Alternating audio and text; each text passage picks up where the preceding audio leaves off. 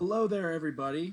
Welcome to a very special episode today as we kick things off in our Pokemon Stadium 2 Draft League. Um, Now, what we're doing for this is we're using level 50 rental Pokemon. So the move sets are whatever the rental Pokemon have. We have no control over that. The season, we have 8 teams, as you can see all the greatly done logos there. That all have their corresponding names somewhere on the logo. So we have 8 teams.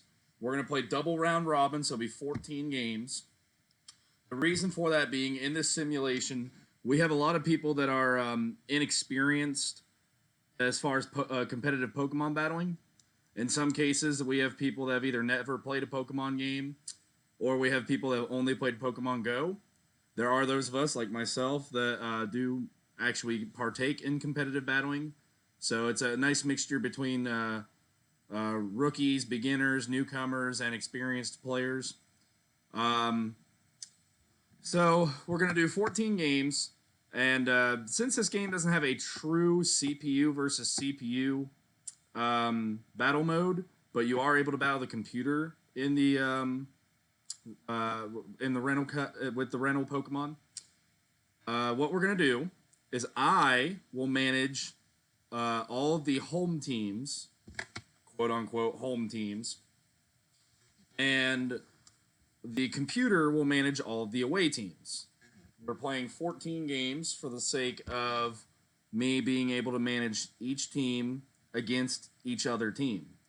That way, because I have not played Pokemon Stadium 2 on hard mode ever before against the CPU, if the CPU is very terrible, we have a common denominator in the fact that I get to manage both sides. For example, let's take 2 of the teams we got here, the Dallas Dragonite and the Tampa Bay Steelix. The first time around, I will manage the Dragonite while the computer... Oh, I got a bug flying in my way. While the computer does the Tampa Bay Steelix.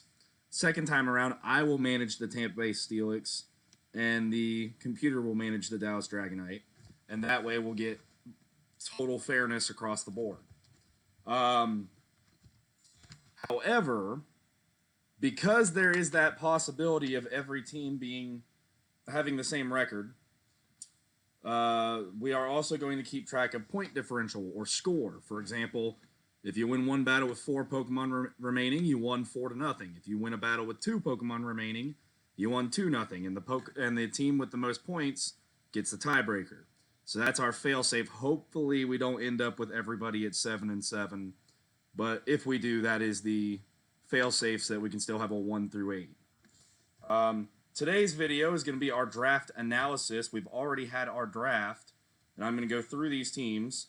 As I mentioned before, not only did we all go pretty much blind into this draft as far as not knowing movesets, we knew Pokemon, but not the movesets of the Pokemon.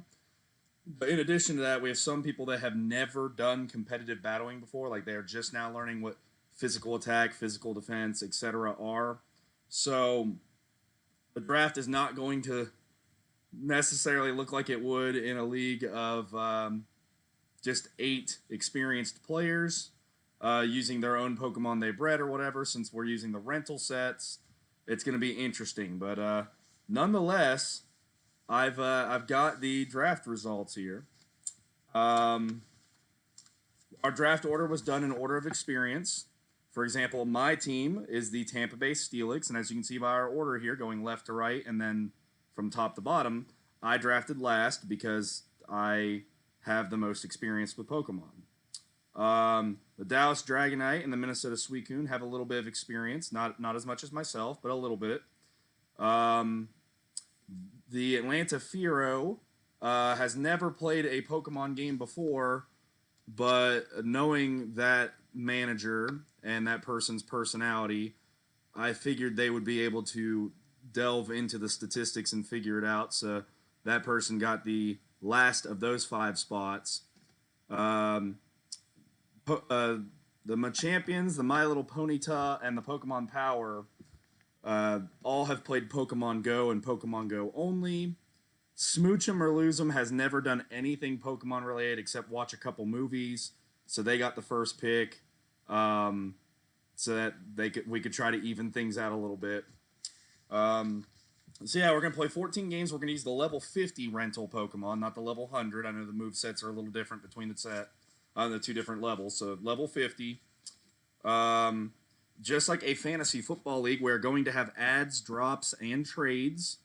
We haven't figured out, as of this video, how we're going to set that up. Like if there's a minimum requirement for Pokemon having to battle X amount of times before being cut, etc. But I'll update that in future videos. So yeah, let's get into the draft recap.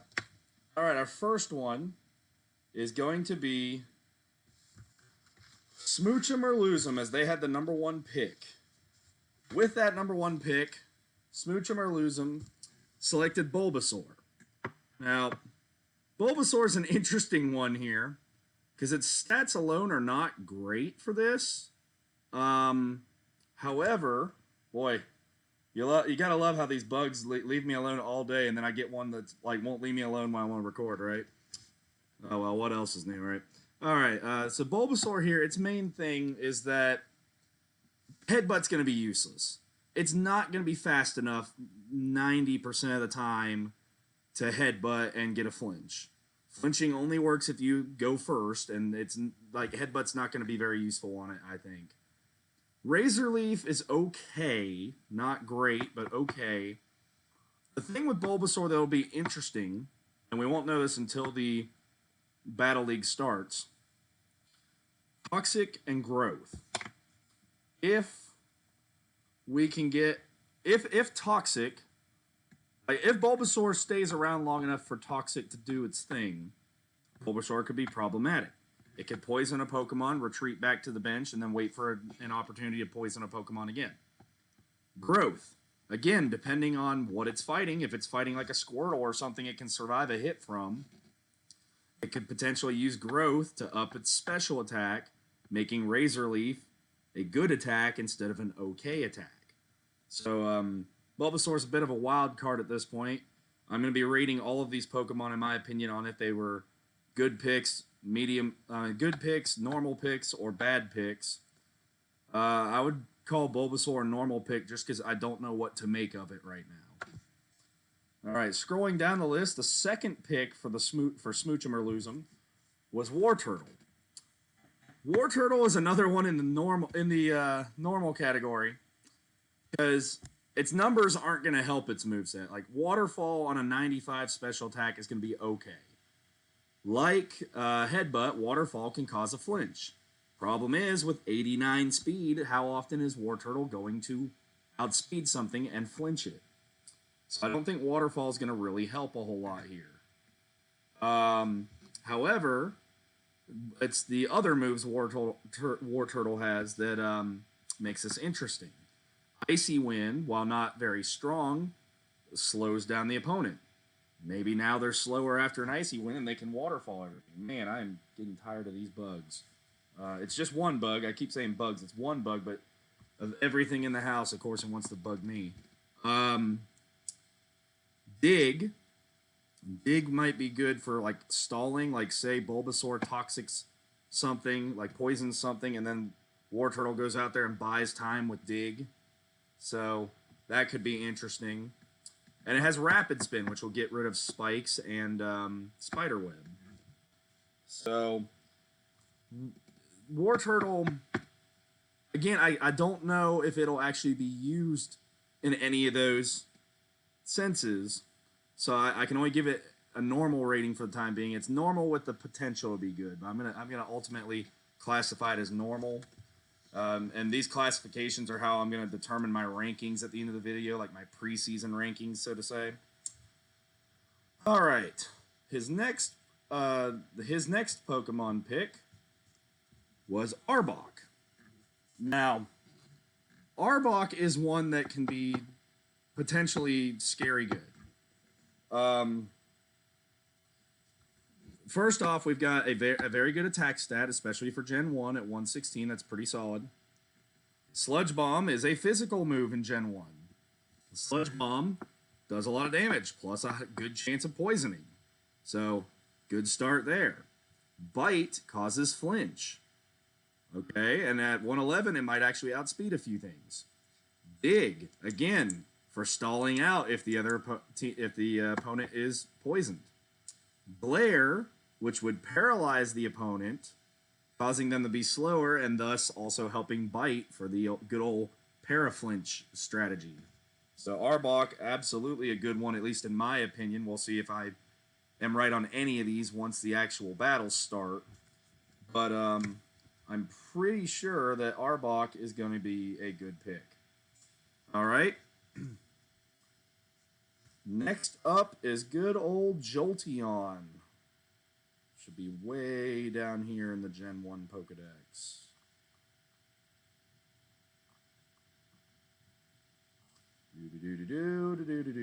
All right, Jolteon. Jolteon, on the other hand, is one of the bad ones in my opinion.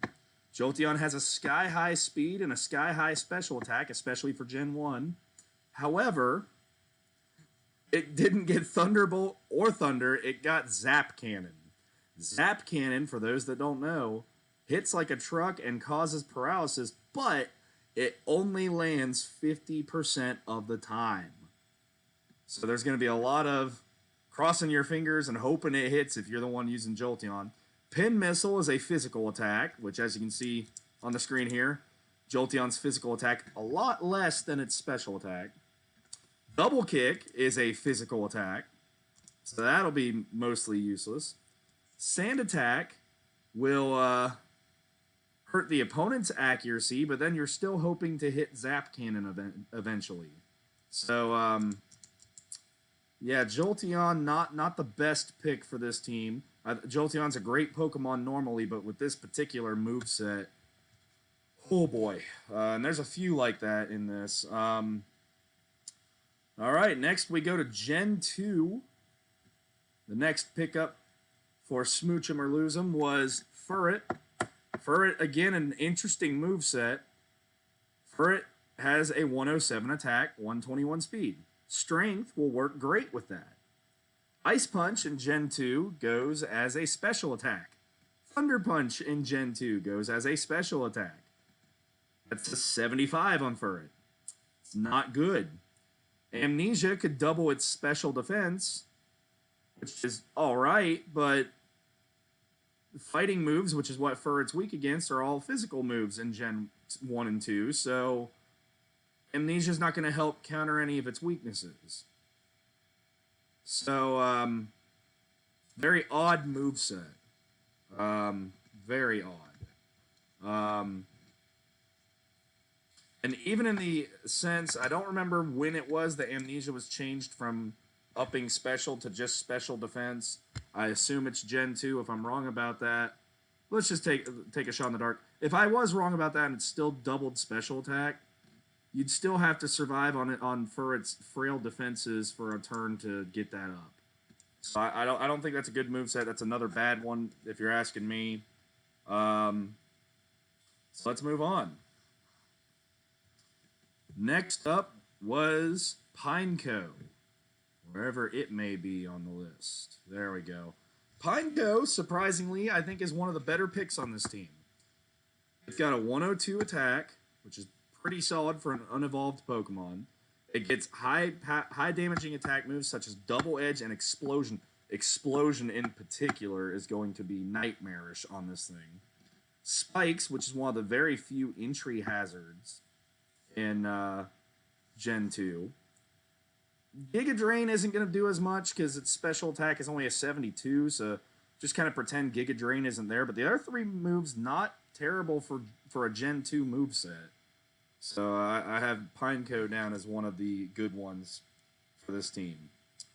All right, next up, I think we actually went past this next one I got to talk about.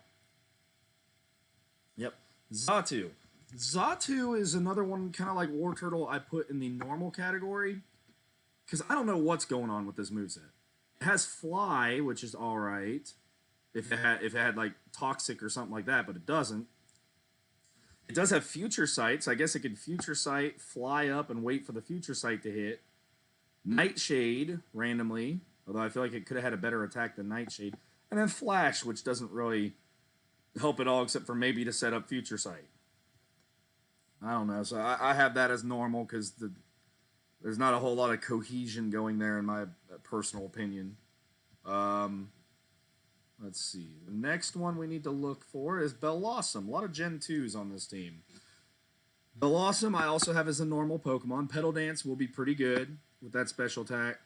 Attract could be good. As you can see here, it doesn't list the gender of this Bellossom. I don't know if that's random or not with the rental Pokemon. And Attract only works on the opposite gender, so that could, like, what gender the Bellossom is and what gender the other Pokemon are can make a big difference in how effective that is.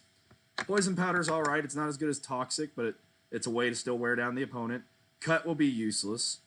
But Petal Dance and Poison Powder, that's pretty much going to be what Bellossom does. Next up is Octillery, which is somewhere down here. There we go. Octillery is going to be another odd one. For some reason, it has Lock On. I guess that's for Octazooka because it's not 100% accurate. But even so, I think Octazooka hits more often than Hydro Pump, if I remember correctly. I could be wrong about that. Hyper Beam certainly doesn't need the Lock On because it's Hyper Beam. Focus Energy is scary though, because Focus Energy could up its critical hit rate, and then get crit by something like Hyper Beam. That's gonna hurt. So I have Octillery listed as a good Pokemon, but it's more for it being an X factor as opposed to being like a star. And last but not least, the mascot pick, Smoochum. Smoochum it could potentially surprise in this. I'm very surprised I'm saying that. Now, its physical defense is absolute and utter garbage. If it gets looked at funny by a Pokemon with a high physical attack stat, this thing is going down. However, if it happens to outspeed the opposing Pokemon, like Bulbasaur, for example, or if it happens to take a special hit and survive it, this thing knows Stab Psychic, Stab Blizzard. Those are both high damaging moves, in Blizzard's case, if it hits. Sing, so it could put the opponent to sleep. Sweet Kiss, which could confuse the opponent. So, like, Smoochum might actually be an X factor on this team as well. And very interesting teams that we've put together here in this league. So for this first one, I have 4 good Pokemon, 2 bad Pokemon, and 4 normal Pokemon for our 10 Pokemon rosters. So that's the analysis for the first team, Smoochum Or Lose'em. What do I think of them overall? I think they're all right. I don't think there's any bad teams in this league. I think there's going to be a lot of odd teams because we didn't know the movesets going in. But I don't think that there's any bad teams per se, because if anything, if someone picked a bad team, others picked bad teams. So it's going to be even when they're all going up against each other. I'll do the rankings here at the end. But I like I said, I don't think that any of the teams were bad per se. All right. Our second team in the draft order was the Machampions. The Machampions owner is a Pokemon Go player. That's about as much as I know on that subject for that person. She decided to go with Machamp as her first Pokemon. So the mascot pick right away. Machamp is another one that's going to be interesting. I don't think it's going to be a bad Pokemon. The moveset is interesting, though. It does know Scary Face, which could slow down the opponent, which is good, because Machamp only has 79 speed. Problem is, I don't know if one Scary Face alone will be enough to make up for the 79 speed or not, depending on what it's fighting. Thunder Punch and Fire Punch would be great nowadays, but in Gen 1 and 2, before we had the physical special split, they will be running off of the special attack stat, which, as you can see here, is much lower than Machamp's dramatic attack stat. Now, Machamp does get Submission.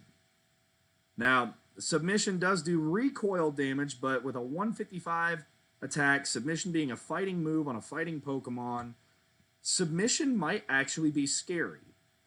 So, I'm going to list Machamp as a normal rating.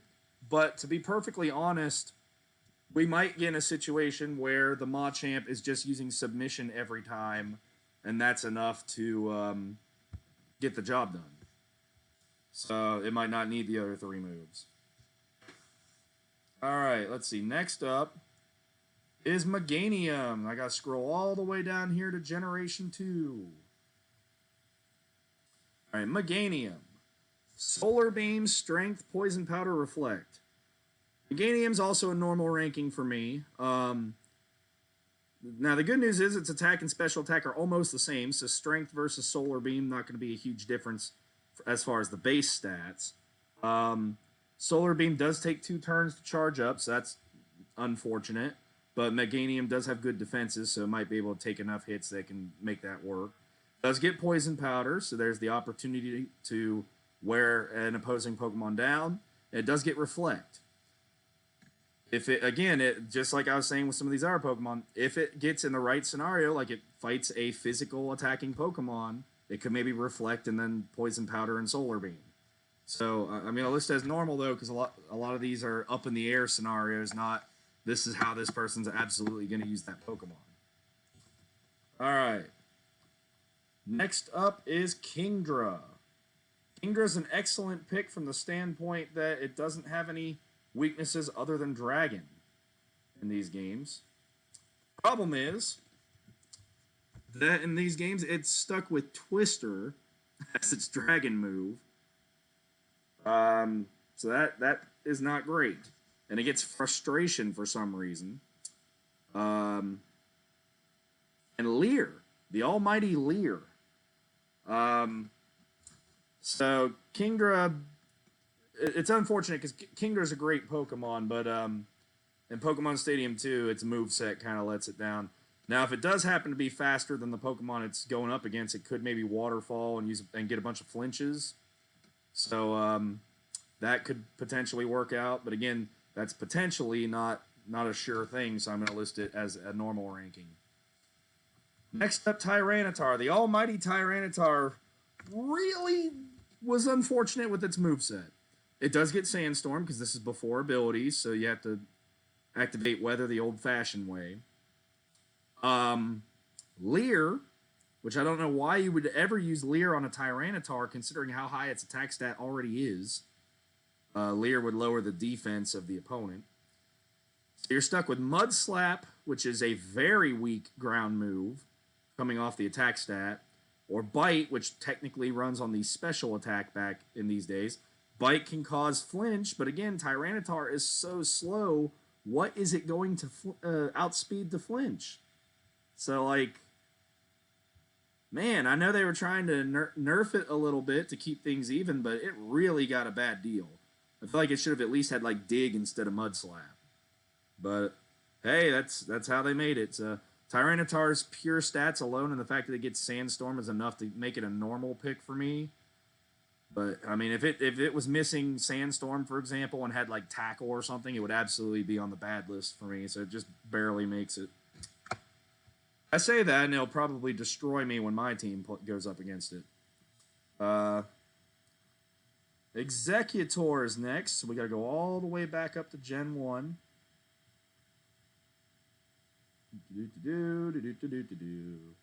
Alright, there we go, Executor. Executor, Egg Bomb isn't going to help at all, because that goes off the attack stat. Confusion's going to be alright.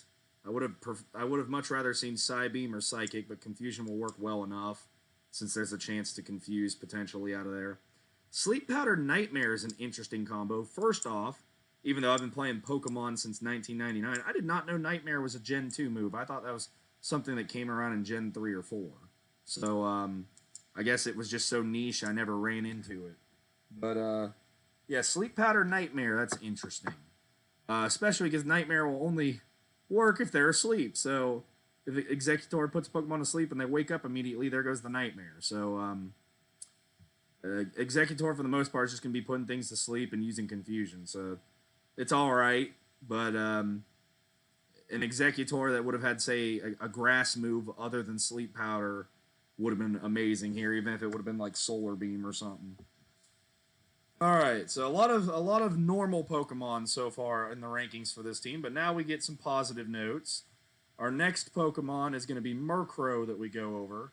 Murkrow's moveset actually not that bad. Murkrow gets Feint Attack, which its special attack and attack are almost the same, so that still works out for it. Fly is fine for stalling. Nightshade is guaranteed damage, so if Murkrow goes up against something that's not that Dark and Flying are not good against, it can use Nightshade. And Haze will be great for any of the stat boosting and stat lowering that goes on. So, because Haze resets it. So, Murkrow is, I think that's going to be a good Pokemon in this.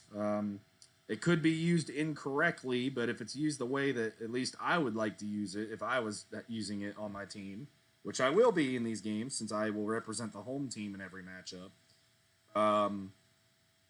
Murkrow could be a very key component of this team, potentially.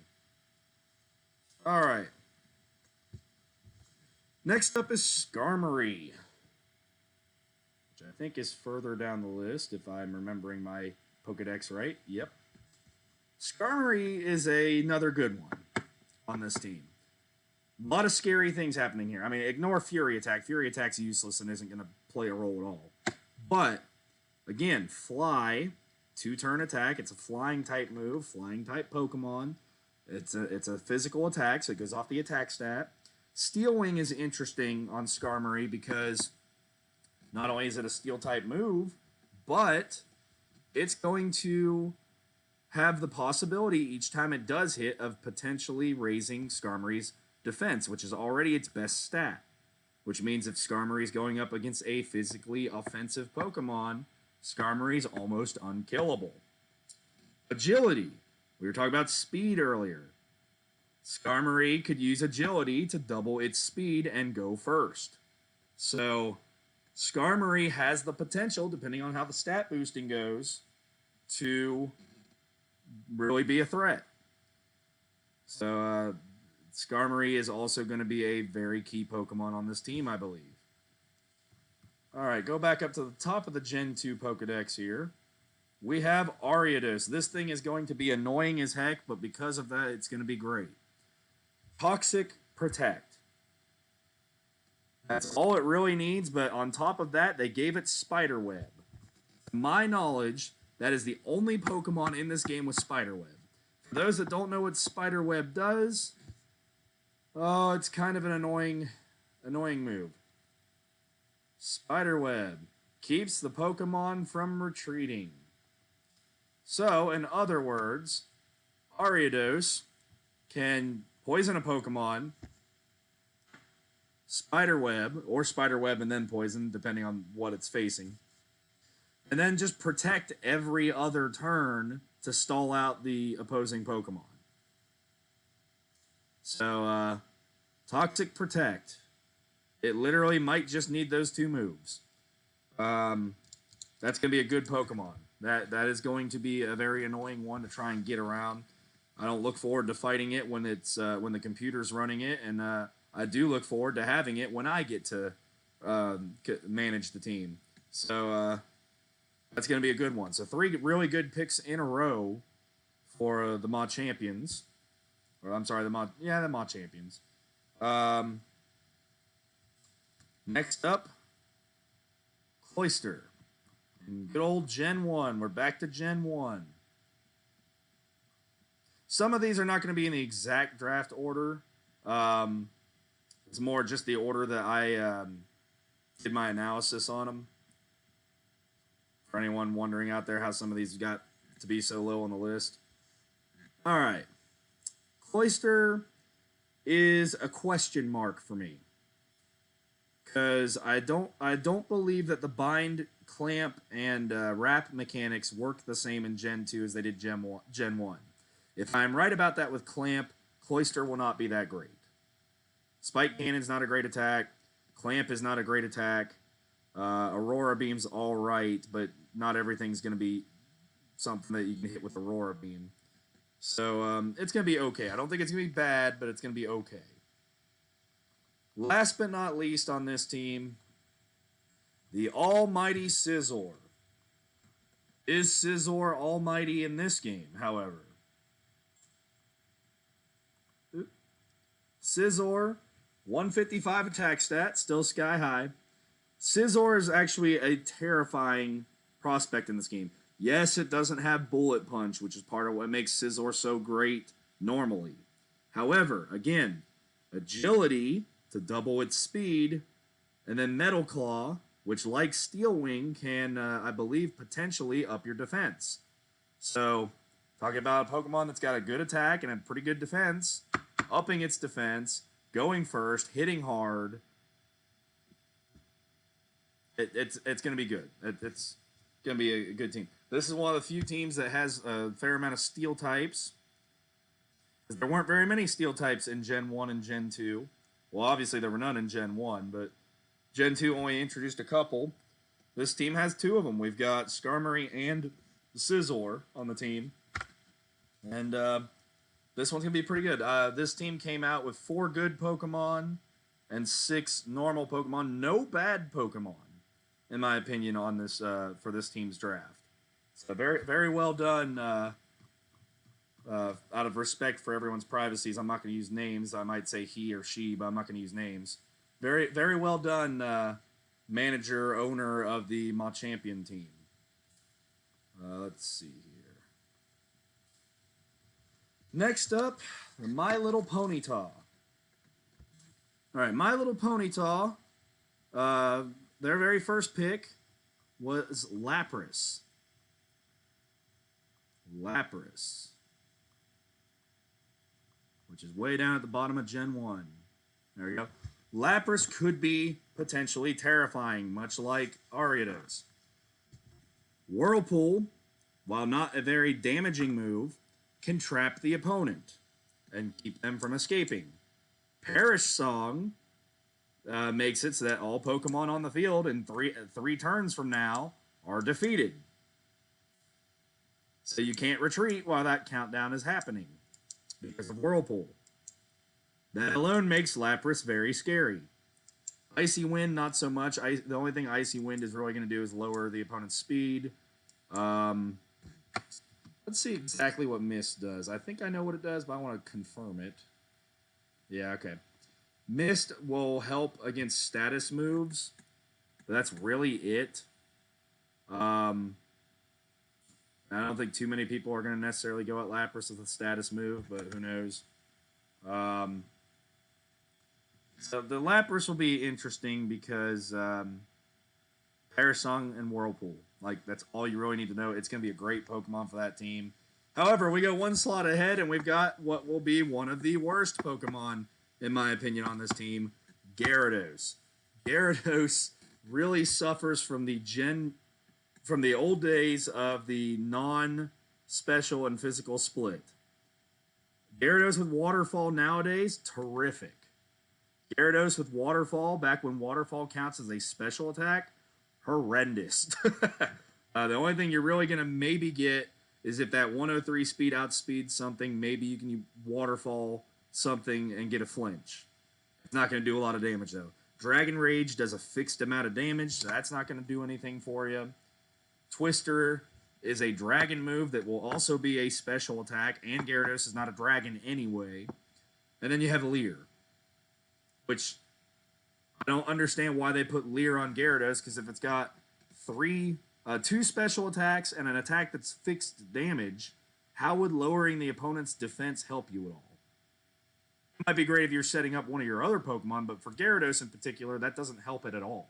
So, unfortunately, as great as Gyarados is, in Sword and Shield, for example, it's going to be tough sledding for Gyarados here in the Pokemon Stadium 2 League.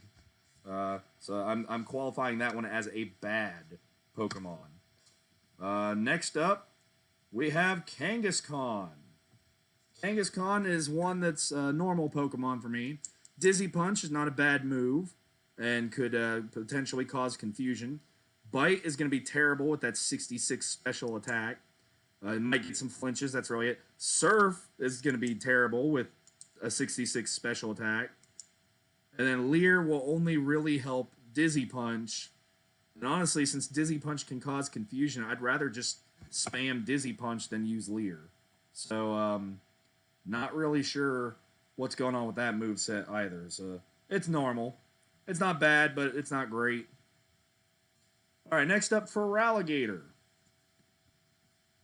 Boy, Pokemon Stadium 2 sure gives us some interesting movesets, that's for sure.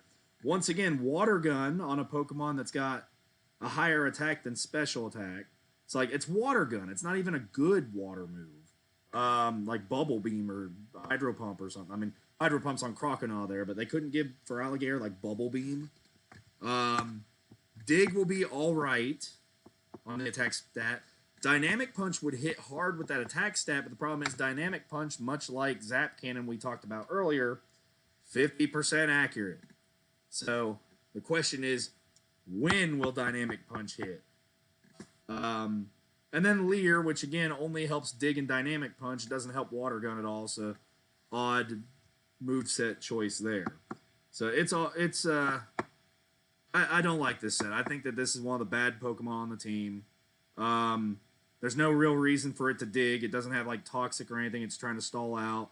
Dynamic Punch is the only thing that will really make great use out of that attack stat, but it's only going to hit 50% of the time. So, unfortunately, that one, in my opinion, like Gyarados, doesn't quite work out all that well.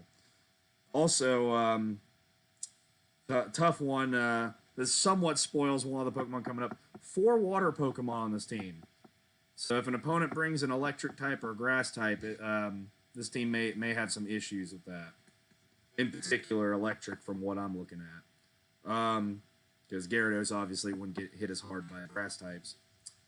Alright, next up, Typhlosion. Little bit better than for Alligator, thank goodness. Flame Wheel, decent attack. Not as good as Flamethrower or Fire Blast, but still decent, kind of like the Bubble Beam example I was giving out. Swift, not great, but not bad. Rock Smash isn't going to help really at all. Especially back in Gen 1 and Gen 2 when Rock Smash was even weaker than it is now. Smokescreen won't really do a whole lot either. It'll just up your chances of maybe dodging an attack. With which the defenses are not real great on Typhlosion to begin with, so I don't think it should. I think it'd be kind of a waste of time for it to try and use Smokescreen, in my opinion. But again, normal Pokemon there, so that one's much better than the Feraligatr moveset. Now we go to another real threat on this team, Nidoqueen. Nidoqueen is a monster in this game. Special attack is only 8 points lower than the attack. We've got Body Slam using the attack stat. Body Slam can cause paralysis.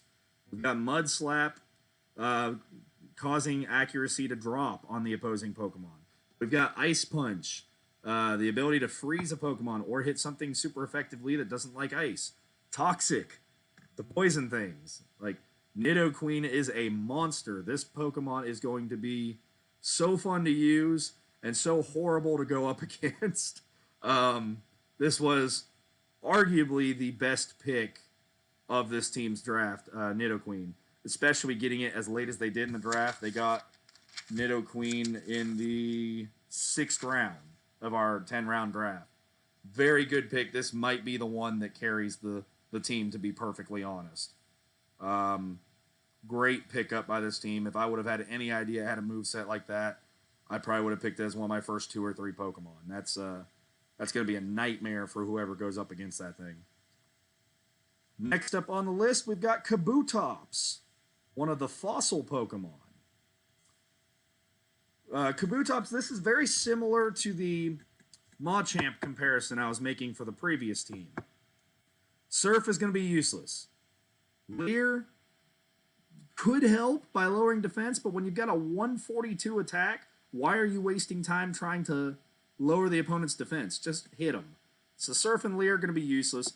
Endure could be useful in a very niche situation, like, for example, if there's poison that Kabutops is just trying to wait out, like the opponent's poison and Kabutops just needs to survive the turn to win, then Endure might come into play. But other than a very specific situation like that, that move probably won't get used. So it essentially comes down to Kabutops wants to hit everything with Ancient Power. Because in Gen 2, Ancient Power is a physical attack. So you've got a 106 speed Pokemon with 142 attack. using a good rock move, an Ancient Power, especially for Gen 2. Scary Pokemon if it can hit you with its rock moves. Now, if you have something like Steelix that rock isn't going to hurt Steelix very much, Kabutops is probably going to lose that matchup. But if it's something that Kabutops can hit neutrally or super effective, it could be a good Pokemon. So I have it listed as another really good one on this team. I still think Nidoqueen is going to be the one that carries this team, but Kabutops will help it get to its destination. Next up, we got Rapidash. Somewhat of a mascot pick here. I know the team is My Little Ponyta, but my guess is that this Pokemon Go player picked Rapidash just simply because it was the evolution. So sort of a mascot pick here, not technically one. Fire Spin is going to be interesting because the main thing with Fire Spin is just trapping the opponent. So, Attract, as I said with Blossom earlier, Attract will be interesting because it'll depend on what the gender of this Rapidash ends up being and what the gender of its opponents end up being for if that's effective or if that's useless. Stomp can cause flinches, so that could be good using that 125 attack stat. And Toxic, boy, the real strength of this Rapidash, I mean, I know it's got semi-frail defenses, but if it can Fire Spin something to trap it in, and then Toxic it and just wait out the poison, especially if Attract does get to work on it, Rapidash could be an X factor. I have it listed as a normal Pokemon, but if it gets the right set of circumstances, it could cause trouble. All right, 2 more left for team number 3 here. We've got one of my personal favorites that I wish I could have gotten in the draft, but I was unfortunate enough to not get it. The blob itself, Muck. Sludge, decent move, high chance of poison. So while it doesn't have the damage output of Sludge Bomb, Sludge can still poison the opponent. Plus you're working with a 130 attack. Dynamic Punch once again shows up. On Muck, I actually like Dynamic Punch because poison moves don't work on Steel types. Dynamic Punch is super effective on Steel types. So that actually, while it's only a 50% chance to hit, it at least gives Muck a way to battle them. So I like it much better on Muck than I do, say, for Alligator. Disable. You can literally disable one of your opponent's moves. That could be good if they have something that's good against Muck. And then Acid Armor, moving up, doubling up your defense. Your special defense is already your highest defense stat, so you double the defense on top of that. You've got a pretty good tank there, too. So Muck could potentially be really good. I have it listed as normal just because Dynamic Punch does have the 50% accuracy, but if this person is lucky and Dynamic Punch is hitting like 2 out of every 3 times instead of 1 out of every 2, Muck could be a good Pokemon. And last but not least, another Gen 1 Pokemon. This was arguably another one of our one of the best sleeper picks in the draft amongst any of the teams. Electabuzz. And Electabuzz was drafted in the last round of the draft. Thunder Punch using that special attack stat with a pretty good speed. I like it. Swift. If something digs underground, I'm pretty sure in Gen 1 and 2 you can hit them with Swift still. I know in Gen 1 you could. I'm not sure about Gen 2. But if that's the case, it gives Electabuzz at least a way to fight ground types. Light Screen, which essentially doubles its special defense for Electabuzz. So, yeah, that keeps it around longer. Leer doesn't really have any purpose on Electabuzz because both its attacks are special, so I don't know why Leer is thrown on there. But the first 3 attacks alone are enough to make Electabuzz a good Pokemon. Final verdict on My Little Ponyta. I saw 4 good Pokemon, 4 normal Pokemon, and 2 bad Pokemon. So far in the 3 teams we've reviewed, all 3 had 4 really good Pokemon. So as I stated at the beginning of the video, I'll do the rankings at the end because we've got a lot of very even teams. All right. Team number 4, the Pokémon Power. This team being a spoof off of the Pittsburgh Power. First pick for the Pokémon Power, Charizard. Charizard kind of got a tough draw here. Fire Punch is going to be its main go-to attack. Wing Attack will be all right, but not great. Growl and Scary Face will probably never be used. So it's going to be a lot of Fire Punch and Wing Attack. It's just barely a normal Pokemon for me. Honestly, Fire Punch is the thing keeping it at the normal ranking because it could potentially burn an opponent, and Fire Punch is not the worst fire move. Now, if it would have been like Ember, then it would have been a bad Pokemon, but Fire Punch is ultimately what helped make it into the normal tier for me. Next up, the mascot pick, and arguably the best Pokemon on this team that'll carry it, Pikachu. Pikachu has an amazing moveset for this game. Thunderbolt. Of course Pikachu has Thunderbolt. What else would it have? Surf, for all the ground types. Iron Tail, which Pikachu has a higher attack stat than special attack stats. Iron Tail is great there. And Thunder Wave. I mean, it's got 126 speed, but if Pikachu was going to lose to something, you could maybe use Thunder Wave to slow down the opposing Pokemon for the next Pokemon you put out there. So, I think that Pikachu is going to be a very strong Pokemon for this team. The third Pokemon on this team is Venusaur. This Venusaur is going to be up to Venusaur shenanigans. Venusaur usually likes to use Toxic, use Giga Drain, and stall out opponents. That's what it has done since the beginning of time in Pokemon. It does not get Toxic. However, it still gets Poison Powder. So, while it won't poison as quickly, you're still going to have Poison, and then the ability to get health back with Giga Drain. Venusaur is just going to do the same thing it always does. It's a great Pokemon. It's going to help this team out a lot. Now for one of the weirdest movesets. I did see this one before making this video, so this one's not blind. One of the weirdest movesets in this game, Gengar. Gengar has 154 special attack at level 50. 154. Too bad it has no great moves for that special attack. It has Nightshade, which does fixed damage like Dragon Rage. So, doesn't matter what the special attack or attack stat are. It has Hypnosis and Nightmare. Again, Nightmare will only work if Hypnosis works. Hypnosis only works 50% of the time. No, 60% of the time. So there's that. It does no Thief, which technically counts as a dark move here in Gen 2. But Thief also only has 40 base power. 40. And that's on Sword and Shield. I'm not sure if it was even 40 back in Gen 2. So, boy, the special attack stat is not going to be used very much here with Gengar. That's very sad. Gengar's much like Gyarados, Gengar's an amazing Pokemon in Sword and Shield and pretty much every competitive format, but this rental moveset is very bad. I would go as far as saying this Gengar is probably the only bad Pokemon on this team. Just because of how inaccurate Hypnosis is, and you really need Hypnosis for this Gengar set to work. So, yeah. Alright, moving on. We need Tentacruel. Tentacruel is a decent Pokemon. It's not great, it's not bad. It gets Bubble Beam, which is alright on that 103 special attack. Sludge Bomb has to use the attack stat, but could poison. Wrap kind of sucks, so probably won't use Wrap a whole lot unless we want to trap them in for some reason.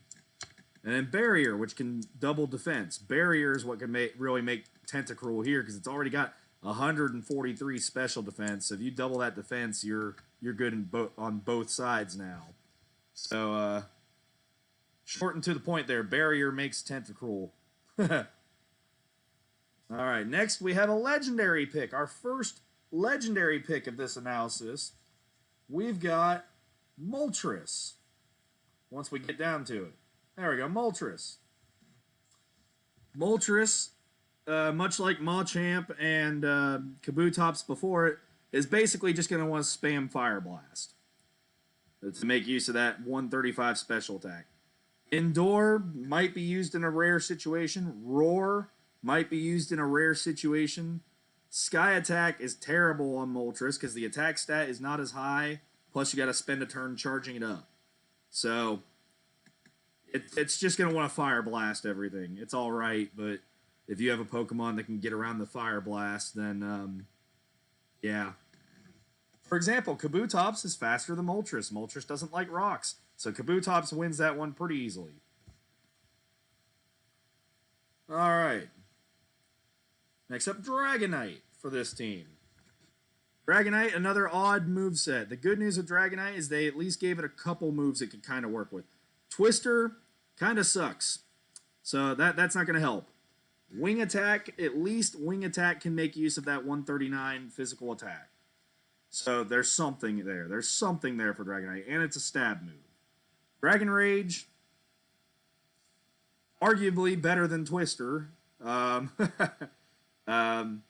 still not great.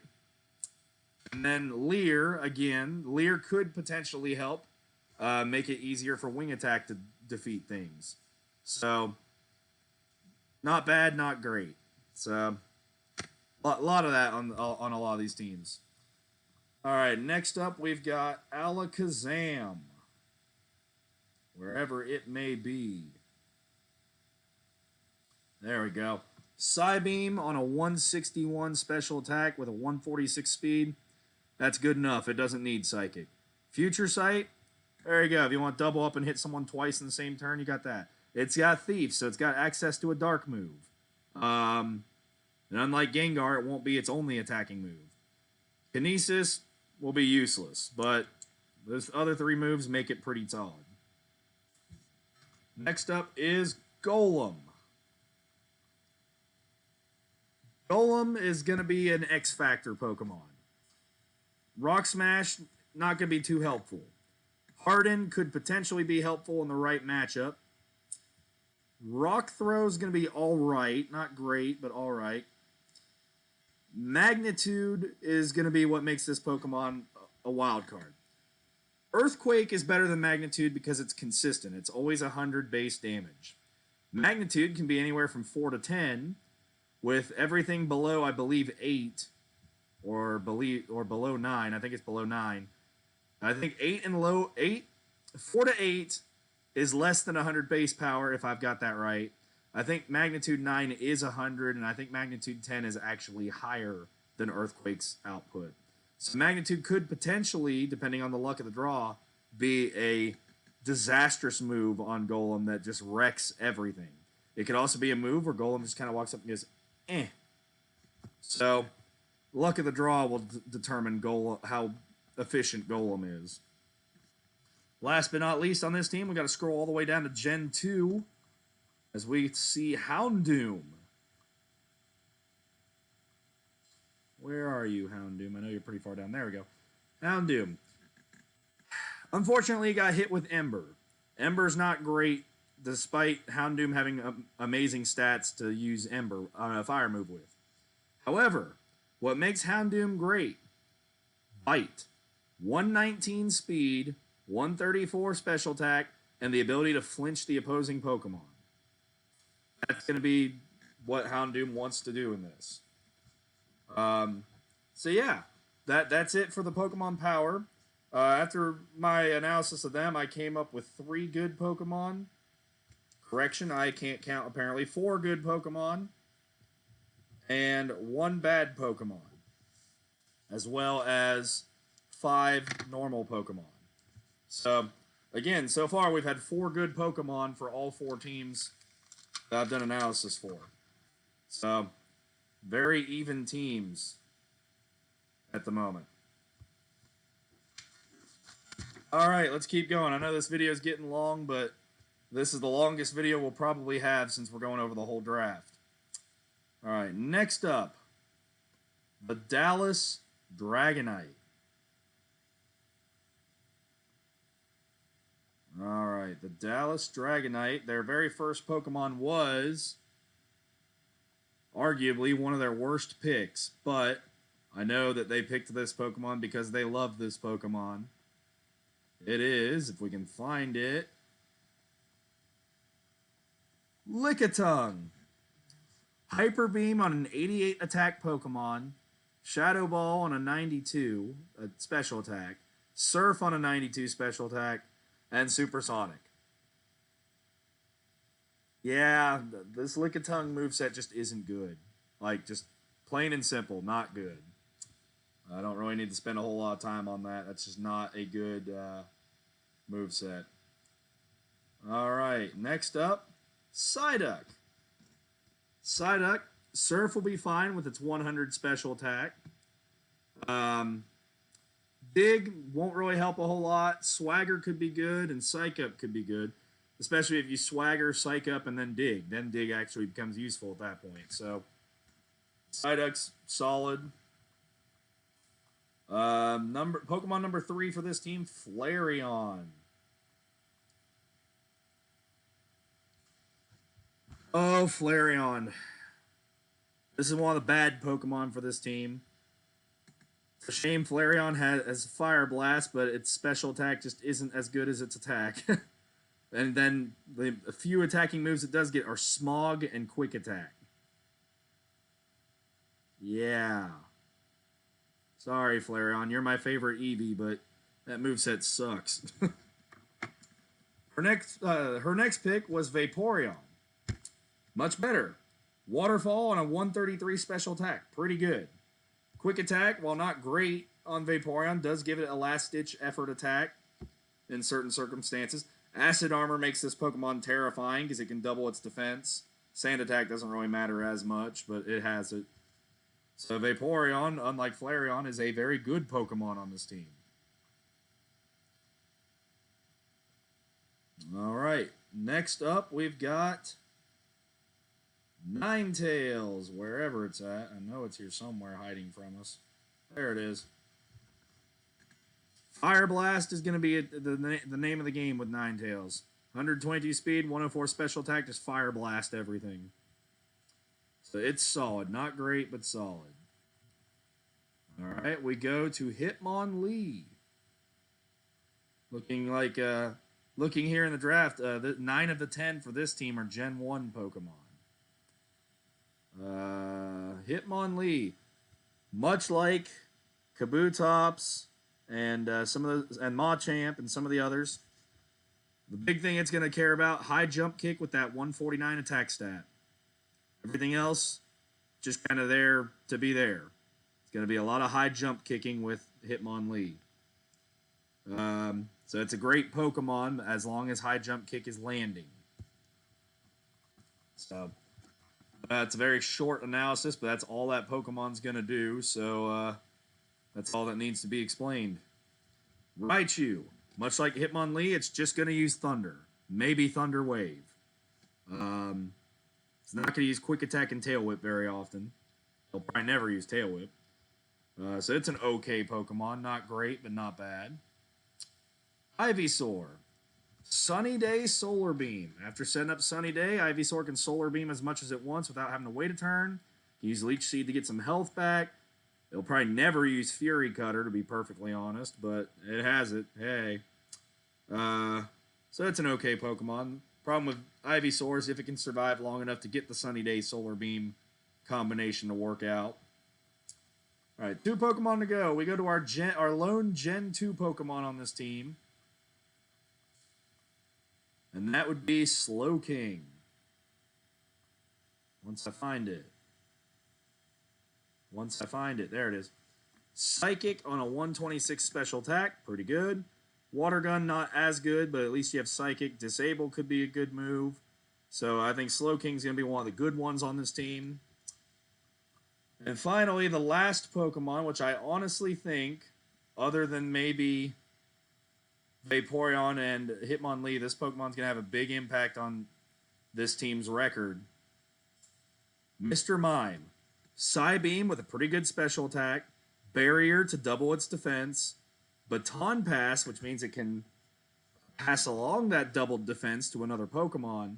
And Substitute, which it also can pass along to another Pokemon. Mr. Mime could be potentially terrifying, depending on the selection order of the moves. So that's a good one. All in all, I think this one's a pretty good team. Came out again with 4 good Pokemon, 4 normal Pokemon, 2 bad Pokemon. I can finally say, though, that we are done with the 4s for good Pokemon. I will go ahead and say that while I'm not doing the rankings till the end of the video, the remaining 3 are the 3 I think are the best 3 teams. Looking at it on paper. All these teams are very even. It's a razor-thin margin between all these teams.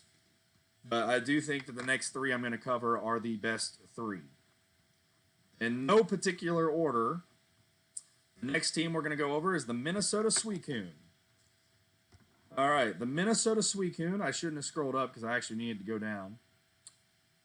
The Minnesota Suicune started their draft off with Suicune, the mascot pick. Suicune with Bubble Beam, that's fair enough. Curse and Gust could be interesting, especially because Curse just would up the defenses of Suicune. And then Roar, it can get a Pokemon off the field it doesn't want to deal with. Good Pokemon. Second pickup for this team, Miltank. High speed and stomp. It's going to flinch everything. Attract could potentially be good. It doesn't need Ice Punch or Bite. It's just going to stomp and attract. It's a good Pokemon for this format. So 2 for 2 there. Next up, Houndour. Much better draw than Houndoom. It got Flamethrower, Crunch, Sludge Bomb, Sunny Day. Sunny Day for Flamethrower, amazing. Crunch with that 115 special attack and a pretty good 101 speed, amazing. Sludge Bomb won't be used as often, but boy, like, Houndoom has such a better moveset than... Houndour has such a better moveset than Houndoom. It's very funny that Houndour is probably the preferred one of the 2 on this game. It's 3 for 3 to start for the Minnesota Suicune draft. However, then we have the next pick, Umbreon. I have Umbreon as a bad pick. Feint Attack on an 83 special attack isn't going to do much. Quick Attack on 88 physical attack, not going to do much. Sand Attack's not going to help you a whole lot. And yeah, it does have Mean Look where it can trap in the opponent, but why would you want to trap it in when all you have is Feint Attack and Quick Attack? So, Umbreon kind of sucks with that particular moveset. Espeon is next. It's got Psybeam with a 153 special attack, 132 speed. That's awesome. Swift is okay. Tail Whip doesn't make sense on Espeon. Psych Up could be interesting because if the opponent gets any sort of stat boosting, for example, say this Espeon's going against the Vaporeon that doubles its defense, Espeon can copy that change and double its defense as well. So, Psych Up could be interesting there. I have it as a normal Pokemon in my rankings because there's no guarantee that Psych Up will even get used. Next up is Zapdos. Zapdos is going to do just like Moltres. It's just going to spam Thunder. Rock Smash isn't going to help at all. Flash most likely isn't going to help at all. Detect maybe in a specific situation will help. That's really about it. It's just going to use Thunder a lot. Staying in Gen 1 here, the next Pokemon was Magmar for this team. Magmar, much like Electabuzz, works out with Fire Punch. Smog helps with that attack stat. It could poison a Pokemon. It's got Confuse Ray. I don't think Smokescreen will be used much, but I think the other 3 moves are pretty viable. Now we have another good Pokemon that was picked by this team, Pinsir. Pinsir with Submission and a 150 attack stat with Focus Energy. Yeah. Pinsir's going to be good. If you can keep it from getting hit by a special attacking Pokemon, it's going to be good. We got 2 more. Next up, this was the last pick by this team, Jinx. Now, unfortunately, I know there's the misinformation out there about Jinx. In all actuality, Jinx is based off a legend in Japan of an ice witch. So, like, it doesn't meet the stereotype that people like to attribute to Jinx and why it had the color change. I do applaud the color change. I think it looks better purple anyway. and I think it was good to change it so that so it would not continue to offend people. Unfortunately, we do have to use this version of Jinx because that's the only version that exists in this game. But yeah, I mean we don't want to offend anybody. It's just that's the version of Jinx that we have to work with. So unfortunately, that's the one that we gotta work with. Anyway, getting back to the analysis, Jinx has Ice Punch on a 141 special attack, pretty good speed. It has Mean Look, Confusion, Lick. Lick isn't going to do a whole lot, but Confusion and Ice Punch will be a pretty good combo for Jinx. So that's one of the good Pokemon I have on this team. And last but not least, we have Raikou. Yeah, this team had the most legendaries. They had 3 legendaries on their squad. Raikou with Spark on a 130 special attack, pretty good. And it can use Roar to get troublesome opponents it doesn't want to use Spark against out of the game. So, pretty good. All in all, the Minnesota Suicune come out with 5 good Pokemon, 4 normal Pokemon, and 1 bad Pokemon. So we've got 2 teams left in this analysis. I'll do my rankings after that, and then we'll call it a video here.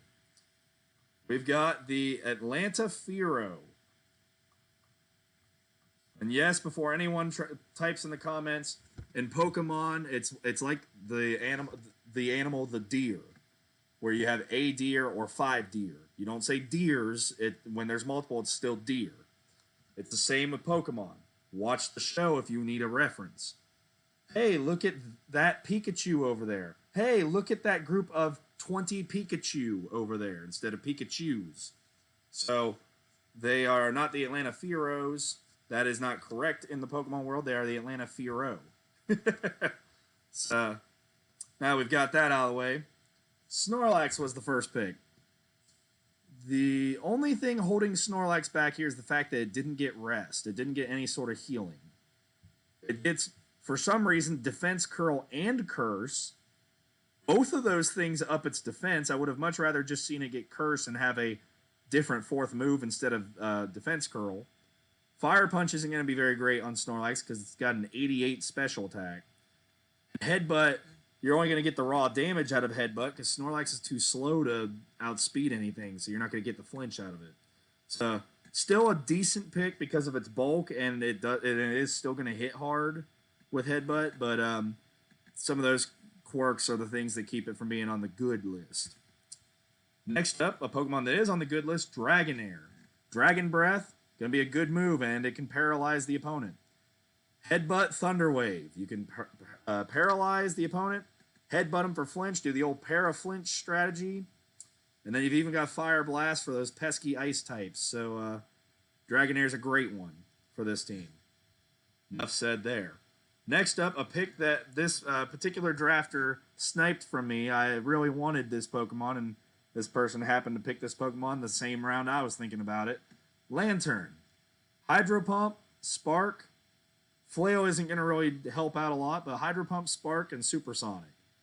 That's going to be pretty solid for this format, especially seeing some of the other movesets that we've seen so far. So that's a good Pokemon. Next up, we've got another mascot pick as the Atlanta Fearow select Fearow. And oh my gosh, I think this is the best Fearow has ever been in any Pokemon game at any time. 131 speed, 121 attack. It's got Drill Peck and Hyper Beam and Toxic. I don't think Pursuit will be that big of a deal, with exception to when someone's switching out, but Drill Peck, Hyper Beam, and Toxic with that kind of speed, like that Fearow might actually be really good in this. So I've got it listed as a good pick. Next up, we have the only reliable Dynamic Punch user in the game, Poliwrath. Why is it the only one? Mind Reader. Mind Reader guarantees the next attack will hit no matter what. So, Mind Reader, Hydro Pump. Mind Reader, Dynamic Punch. Double Slap can be ignored. It's going to be those 3 moves being used. Double Slap will only be used once Dynamic Punch and Hydro Pump have run out. So, very good pick there. Now for another Pokemon this person sniped from me when I was doing the draft. Gloom. Sunny Day, Solar Beam. Good combo there. Sludge Bomb on a poison type and the ability to poison. Plus Sleep Powder. Yeah, good moveset. Better than Vileplume's moveset. So, yeah. I would have really liked to have that Pokemon on my team.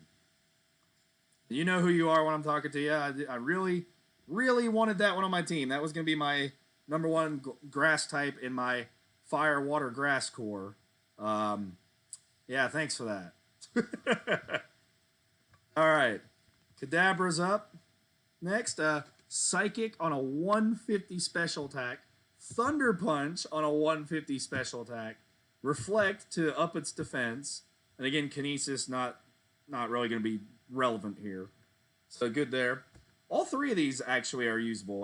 We already went over Alakazam. I just went over Kadabra. Even Abra's moveset here looks pretty good. Psychic and Ice Punch off of a 140 special attack. Something tells me, especially now that I've said it out loud in this video, that Abra will be one people consider when they go to make their first pickups. Once we allow people to start picking up and changing the rosters. All right, we go back to Gen 2 now for the lone Gen 2 Ghost type, Misdreavus. Once I find it. Once I find it. Once I find it. There it is. Shadow Ball is not going to be as great in this game because it's a physical attack. It does get Thunder, which is interesting. Psywave is anyone's guess as to what it's doing, so that could be good. Pain Split is what makes this Pokemon decent because it's going to be alive longer using Pain Split. All right, 2 more to go here for this team. We've got Sudowoodo. Long story short on Sudowoodo. If it's fighting against a physical attacking Pokemon, Sudowoodo will be good. Between Rock Slide, Dig, and even Mimic, potentially, Sudowoodo will be good. If it's fighting a special attacking Pokemon, it's going to go down very quickly. So, Sudowoodo, I'm going to have it as average because there are some scenarios it's going to be great and some it's going to suck. So, I see it as great and suck. In the middle is okay, so it's an okay Pokemon. And last but not least on this team, we go back to Gen 1. The very last pick of this team's draft was Dugong. Waterfall, decent move. Aurora Beam, decent move. What makes this Pokemon? Good old Rest Talk. Rest lets it go to sleep and get its health back. Sleep Talk allows this Pokemon to attack in its sleep. Now the moves are picked at random, but you could use Waterfall or Aurora Beam potentially while you are sleeping. So I have that as a good Pokemon. Final analysis on this team. The Atlanta Fearow, 7 good Pokemon, 3 normal Pokemon, 0 bad Pokemon. You can see why I believe that it's one of the this is one of the contenders for the best team. And finally, last but not least, the team picked by yours truly, the Tampa Bay Steelix. I started off with my first Pokemon I ever had in any Pokemon game, Blastoise. I mean, I had a Squirtle, but he turned into Blastoise and still is a Blastoise. Hydro Pump. Love that it has Hydro Pump. The accuracy is not great on Hydro Pump, but Hydro Pump is Blastoise's signature thing back in Gen 1. I don't think I could have a Blastoise that doesn't know Hydro Pump, even if I tried. So, love that it's got Hydro Pump. Rapid Spin could potentially be great for getting rid of spikes or Spiderweb. Mud Slap isn't the greatest move, but it gives me something for battling electric types at least. And Withdrawal gives me a way to deal with more physical Pokemon. So, pretty decent moveset. It's a good Pokemon. Hydro Pump and Rapid Spin alone make it great. Now we go all the way. You know what? We're going to go all the way to Gen 2 here. My next pick, as I also made a mascot pick in this draft, as I picked Steelix. Steelix, going to be a good Pokemon. Iron Tail only hits 75% of the time. But Iron Tail's going to hit like a truck when it does hit. Mud Slap. Going to be okay on Steelix, not great. Rock Throw will be decent for dealing with some flying Pokemon. Sandstorm is going to be what makes Steelix. To my knowledge, the only other Sandstorm Pokemon in this is Tyranitar, so Steelix can activate Sandstorm and get some passive damage going there. Probably one of the next best things to poisoning on this. Poison and burn, that is. Alright, back to Gen 1. My next pick was... I can find it. Magneton. Thunder Wave and Thunder. What can I say? That's what we're going to use it for. Thunder Wave and Thunder. The Magneton's special attack is so high, when it does hit Thunder, it's going to either one-shot or almost one-shot everything that it battles against. Next up, we got Haunter. Much like Kadabra and Gloom, Haunter has a much better moveset than Gengar. Shadow Ball, going to be alright. Giga Drain, so we can get some health back with that 145 special attack. Spite, which if the opponent's using a move like Hydro Pump that doesn't have very many uses, Spite will be great for getting those moves out of the way. And Destiny Bond. If someone wants to take out Haunter, they're going to go down too. So my first 4 picks, I'm very proud of myself. We're all ended up being pretty good. My 5th pick was my lone legendary I picked, Articuno. Much like the other birds, just going to spam Blizzard. The big difference here, though, Articuno does get agility. We can agility up and then just Blizzard the heck out of everything. So if Blizzard's hitting, Articuno could be scary. So 5 good Pokemon there. Now we get to a normal Pokemon, Quilava. The only thing Quilava has going for it is Fire Blast. That's really it. I do prefer Quilava more than Typhlosion, so I was very happy that Quilava was still there for me to pick as one of my fire types. Since I was running a Water, Grass, Fire core, I wanted to have at least 2 water types, at least 2 fire types, and at least 2 grass types on the team. And as I've unveiled so far, I have Blastoise as my first water type. Quilava was my first fire type selected, and it's just going to use Fire Blast. That's pretty much what it's going to do.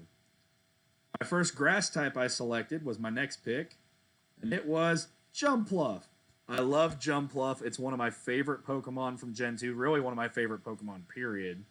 And a funny story, I had a college roommate named Brian that really didn't like this thing because I would use it so much against him, and it was very effective. He couldn't stand this thing, and that just kind of added to how much I loved it. We got Healing. We've got Mega Drain. We've got Leech Seed, which is more healing. We've got Paraflinch. We've got Stun Spore and a high speed to begin with, and Headbutt. So Jumpluff could be very good. Next up, my other grass type. Like I said, I wanted to get Gloom and Jumpluff before the draft started. I was unable to get Gloom, so I settled on Sunflora. Sunflora, normally not that great of a Pokemon. All Pokemon are usable, but Sunflora is one that you've got to have more specific conditions to make good.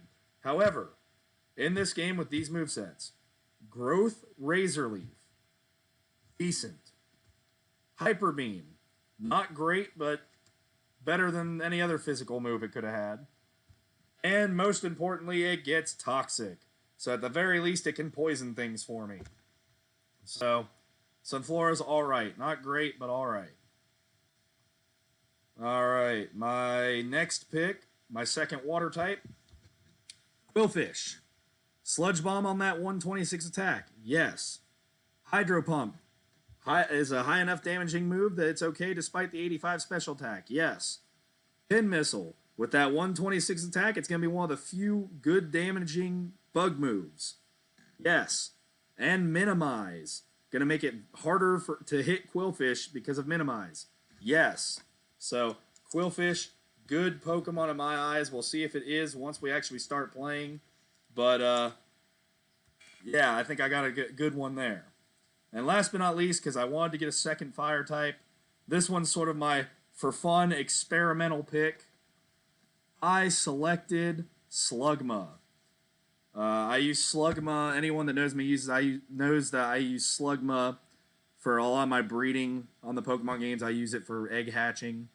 So I was like, I'm going to give it a chance to do some battling.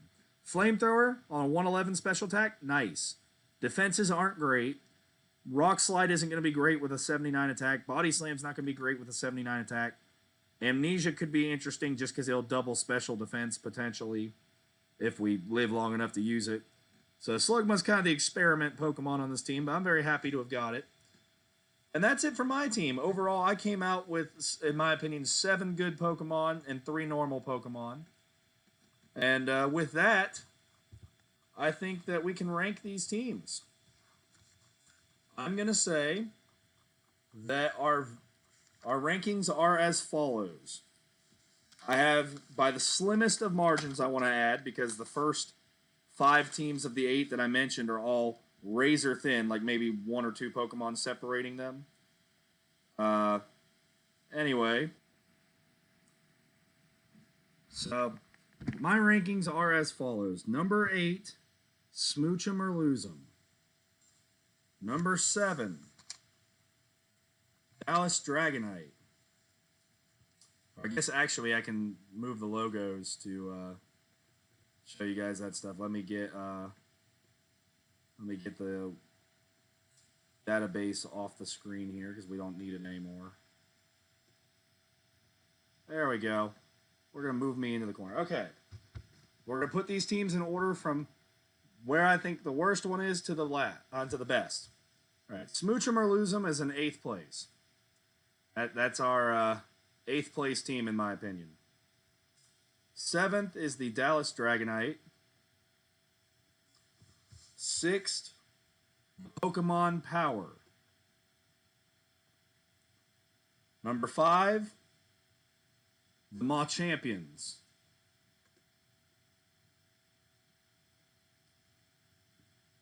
Number 4, My Little Ponyta.